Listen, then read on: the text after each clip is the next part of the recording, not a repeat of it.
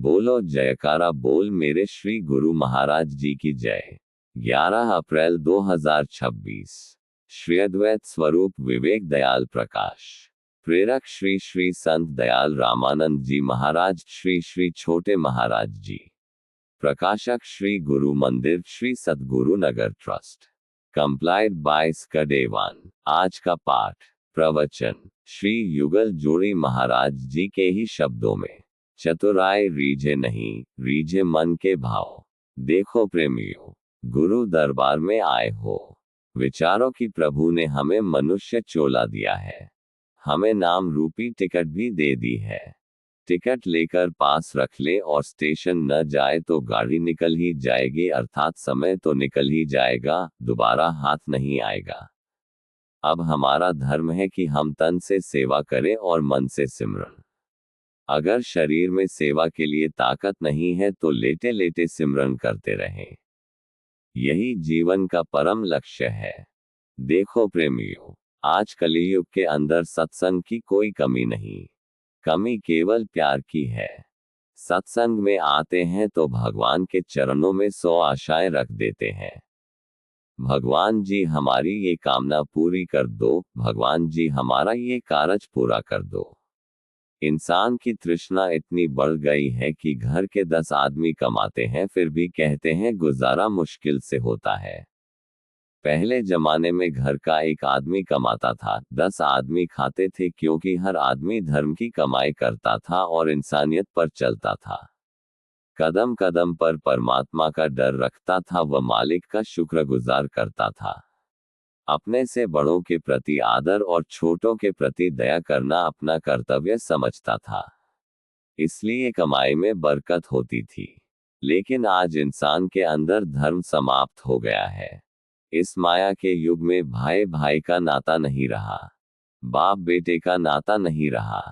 माया के पीछे एक दूसरे को गोलियां मारते हैं। आज इंसान की बुद्धि राक्षसी हो रही है। उसको कुछ पता नहीं कि मैं क्या कर रहा हूँ, मैं कैसे बीज डाल रहा हूँ, इस बीज का फल किसको मिलेगा।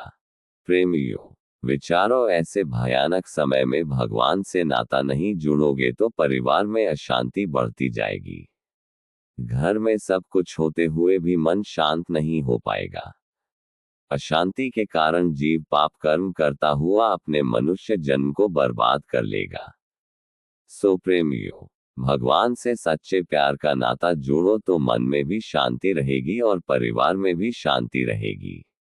भगवान को पाने के लिए न धन की जरूरत है न चतुराई की, केवल सच्चे प्यार की जरूरत है। एक दिन भगवान श्री कृष्ण सब सखियों के साथ बैठे थे।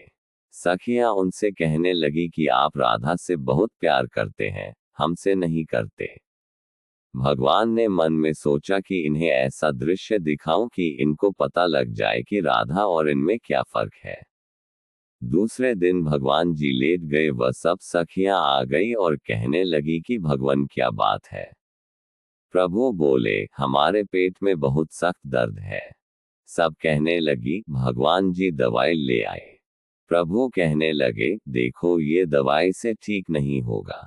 अगर कोई सखी अपने दाएं पैर का अंगूठा धोकर पानी पिला देवे तो मेरा दर्द ठीक हो जाएगा। सखियां कहने लगी, ओहो, अपने भगवान को अपने पैर का अंगूठा धोकर पानी पिलाने से हम नरकों की अधिकारी बनेंगी। भगवान जी, हम ये काम नहीं कर सकती, हमें और कोई दवाई बताओ। भगवान जी बोले, दवाई हमने नहीं खानी। अगर कोई सखी यह काम कर सकती है तो हमारे पेट का दर्द ठीक हो जाएगा। सखियां बोली, नहीं नहीं प्रभु, हम ये काम नहीं कर सकती। भगवान जी लेटे हुए हाय हाय कर रहे थे कि इतने में राधा आ गई और बोली, प्रभु जी क्या बात है। श्री कृष्ण जी बोले, अगर कोई सखी अपने दाएं पैर का अंगूठा धोकर पानी पिला देवे तो हमारा दर्द ठीक हो जाएगा। राधा ने तुरंत अपने पैर का अंगूठा धोकर प्रभु को पानी पिला दिया। श्री कृष्ण जी उठकर बैठ गए और बोले, राधा, तू नरकों में जाएगी। राधा बोली, भगवान जी, नरक भी आपके, स्वर्ग भी आपके, मुझे तो आप चाहिए। आप तकलीफ में रहो और मैं नरक स्वर्ग देखती रहूं। मैं स्वर्ग में जाऊंगी तो भी आप मेरे साथ, नरक में भेजोगे तो भी आप मेरे साथ।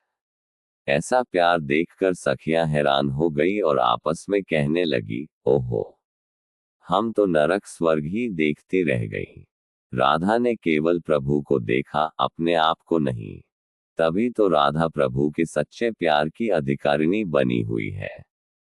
सो प्रेमियों, सच्चे प्रेम में प्रेमी को प्रियतम के बिना कुछ दिखाई नहीं देता। ऐसे प्रेमी ही प्रियतम को प्रेम की डोर में बांध लेते हैं। बोलो जयकारा बोल मेरे श्री गुरु महाराज जी की जय। अगले पाठ में प्रवचन, वचन पालन से पद प्राप्ति, कंप्लाइड बाय स्कदेवान।